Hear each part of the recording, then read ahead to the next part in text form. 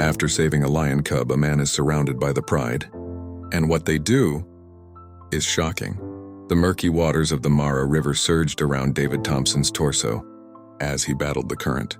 A struggling lion cub clung tightly to his shoulders. Mere moments before, the 34-year-old wildlife photographer had been preparing his gear on the riverbank when he saw something that would alter his life forever. A small cub tumbling into the raging river, carried off by floodwaters that had swelled overnight from torrential rains upstream. David had been capturing wildlife in Kenya's Maasai Mara for 8 years, but he had never violated the sacred rule of nature photography, never meddle with natural events, until this moment. The cub, barely 4 months old, had been frolicking too near the water's edge. When the soft soil gave way beneath its paws, its frantic cries as it was swept downstream by the fierce current shattered David's professional restraint. Without a second thought, David abandoned his camera and dove into the perilous river. "I couldn't just stand by and let him drown," David later told authorities. "Every human instinct I had overpowered my training as a wildlife photographer." The rescue nearly claimed David's life.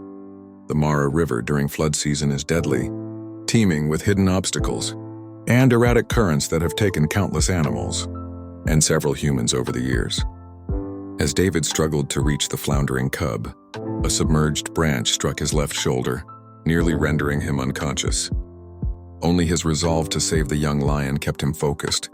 As he finally grasped the exhausted creature, the cub, weakened from gulping river water and terrified by the ordeal, instinctively wrapped its tiny paws around David's neck and held on with surprising force. David could feel the animal's small heart pounding against his chest as he began the treacherous journey back to shore, fighting a current that seemed intent on dragging them both downstream toward the crocodile-infested waters below. Unbeknownst to David, as he waded through the muddy torrent, he was being observed. On the riverbank, concealed among the acacia trees, 5 adult lionesses had been following the sound of their missing cub's distress calls. The pride had been desperately searching for the youngster, tracking his scent to the river's edge, arriving just in time to witness David's rescue effort. As David finally reached the shallower waters near the bank, exhausted and gasping for air, he looked up and saw a sight that chilled his blood. The entire pride was there, not just the 5 lionesses, but also a massive male lion with a dark mane, all standing silently in a semicircle around the water's edge. Their amber eyes locked on him and the cub he held. David's mind raced through his options, but he quickly realized he had none. He was trapped in chest-deep water, clutching a lion cub, with 6 full-grown lions blocking his path to safety. Any sudden move could provoke an attack that would end his life in moments. The largest lioness, clearly the pride's matriarch, took a step toward the water. David braced himself, expecting the worst. Lions are fiercely protective of their young, and here he was, a human stranger holding one of their cubs. Everything he knew about lion behavior suggested this situation would end in disaster, but something remarkable was about to unfold. Something that would challenge everything scientists knew about lion cognition and social behavior. The matriarch's eyes didn't hold aggression nor menace. Instead, David sensed something he had never seen in a wild predator's gaze during 8 years of wildlife photography. Recognition and what seemed like gratitude. The cub in David's arms began meowing softly, calling to his pride. The sound seemed to ease the tense standoff, and what followed was captured on David's waterproof action camera, which had been recording automatically throughout the ordeal. The matriarch stepped into the shallow water, her massive paws sending ripples as she approached David, every muscle in his body tensed, bracing for an attack that never came. Instead, the lioness paused just 3 feet away and did something that defied every principle of predator behavior David had studied. She lowered her head in what could only be described as a bow. The gesture lasted several seconds, during which the other pride members remained utterly still, as if observing a ritual of deep significance. When the matriarch lifted her head, she locked eyes with David, not with the predatory stare of a hunter sizing up prey, but with a steady gaze and of acknowledgment between equals. The cub in David's arms grew more lively, reaching toward his mother with tiny paws, while making soft chirping noises. The matriarch responded with gentle chuffing sounds, the same vocalizations lionesses use to communicate with their cubs during nursing or grooming. "It's all right, little one," David whispered to the cub, his voice barely audible over the rushing water. "Your family's here." As if responding to his words, the matriarch took another step closer. David's heart pounded, but something in the lioness's demeanor reassured him he wasn't in danger. Her approach was cautious, deliberate, and entirely non-threatening. What happened next would be studied by animal behaviorists worldwide. For years to come, the matriarch gently extended her massive head toward David, close enough that he could feel her warm breath on his face. For several moments, she simply gazed at him, her intelligent amber eyes seeming to evaluate not just his physical presence, but something deeper: his intentions, his character, his role in saving her cub. Then she did something unprecedented in recorded lion behavior. She began to groom David. Her rough tongue touched his forehead, the same nurturing behavior she would show to her own pride members. The gesture was unmistakable. She was accepting him, if only temporarily, as part of her family. David remained perfectly still, scarcely daring to breathe, as this apex predator showed him a level of trust that contradicted everything he thought he knew about wild animals. The grooming lasted only 30 seconds, but the message was clear to every member of the pride. David was not a threat. He was not prey. He was the human who had risked his life to save one of their own. The other lionesses began to approach, their body language relaxed rather than hostile. The massive male lion, who had kept a watchful distance, padded to the water's edge and settled into a resting position, a clear signal that he deemed the situation peaceful. David carefully began moving toward the shore, still holding the cub. The pride parted to create a clear path for him, their behavior more akin to an honor guard than predators encircling prey. As he reached the muddy bank, David slowly knelt and set the cub on solid ground. The reunion was immediate and heartfelt. The matriarch rushed to her offspring, nuzzling him thoroughly, checking for injuries and purring with relief. The other lionesses gathered around, each taking turns to sniff and inspect the rescued cub. The male lion approached last, his massive head lowering to gently touch the youngster with his nose. David remained kneeling on the riverbank, water dripping from his clothes, watching this intimate family moment unfold.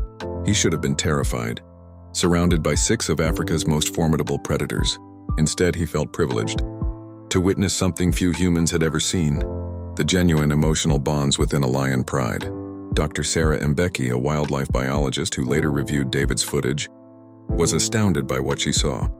The grooming behavior displayed by the matriarch is typically reserved for pride members, she explained. For a wild lioness to extend this gesture to a human suggests a level of cognitive recognition and gratitude that challenges our core understanding of feline social intelligence. As the pride settled around their recovered cub, David began to slowly retreat, hoping to give them space and avoid disrupting this precious family moment. But the lions had other plans. As David started to back away, the matriarch looked up from her cub and made a sound he had never heard in 8 years of documenting African wildlife. It wasn't a roar or a growl, but a gentle rumbling call that seemed almost conversational. The other pride members immediately responded, rising to their feet and arranging themselves in a formation that took David's breath away. The lions formed 2 parallel lines, creating a clear pathway from where David stood to the acacia tree where his photography equipment waited. It was an escort formation, an honor guard, ensuring his safe passage away from the river. "Impossible," David whispered, his voice captured by the waterproof microphone still recording every moment. "They're guiding me safely out." The matriarch took the lead position on David's right side, while the massive male lion moved to his left. The 4 other lionesses flanked them, maintaining perfect spacing. As they began a slow, ceremonial walk away from the riverbank, David found himself at the center of this extraordinary procession, surrounded by over 1,500 pounds of apex predators who were treating him like an honored guest rather than potential prey.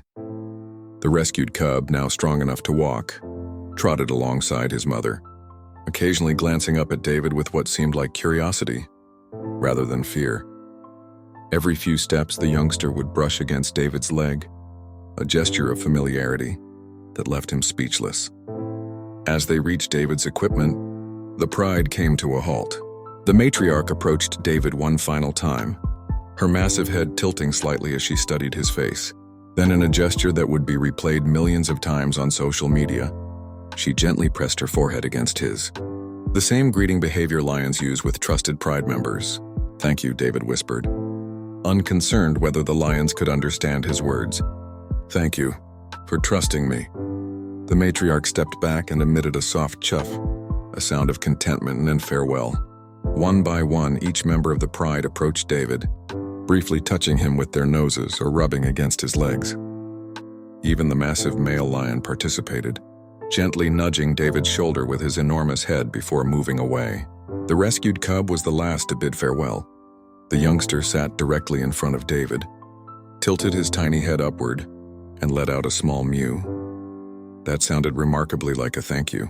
David reached down and gently stroked the cub's head one final time, both of them seeming to understand that this moment would never be repeated. As the pride began to move away, heading toward the shade of distant trees for their afternoon rest, David stood alone by his equipment, drenched and emotionally overwhelmed by what had just transpired. His action camera had recorded every second of the unprecedented encounter. The footage would later be verified by wildlife experts, studied by animal behaviorists, and featured in documentaries worldwide. Dr. Jane Goodall herself would call it one of the most extraordinary displays of interspecies communication and gratitude ever documented. But for David, the scientific analysis mattered less than the profound truth he had experienced firsthand. In that muddy river, surrounded by wild lions who should have viewed him as a threat, he had witnessed something science was only beginning to grasp: the capacity for genuine gratitude and recognition across species barriers. The rescued cub grew to full adulthood under the protection of his pride, and David continued his photography work in the Maasai Mara. On several occasions over the following months, he encountered the same pride during his shoots. Each time the matriarch would acknowledge him with a gentle chuff, and the now-grown lion he had saved would approach his vehicle without fear, sometimes resting in the shade it provided. Local Maasai guides began calling David Simba's brother, the man who had been adopted, however briefly, into a lion pride. Tourism operators started offering David Thompson tours, hoping to recreate the magic of his encounter, though none ever came close to replicating the extraordinary trust and gratitude he had experienced. Dr. Mbeki established the Thompson Mara Research Foundation to study the cognitive and emotional capabilities demonstrated by the pride during the rescue. David's experience proves that the boundaries between human and animal consciousness are far more fluid than we ever imagined, she wrote in her groundbreaking paper. What we witnessed wasn't just animal behavior. It was a demonstration of values we consider uniquely human: gratitude, honor, and the recognition of moral debt. For David Thompson, who had started that day simply hoping to photograph wildlife, the encounter became a life-changing reminder that compassion is a universal language, spoken and understood by creatures we're only beginning to truly know.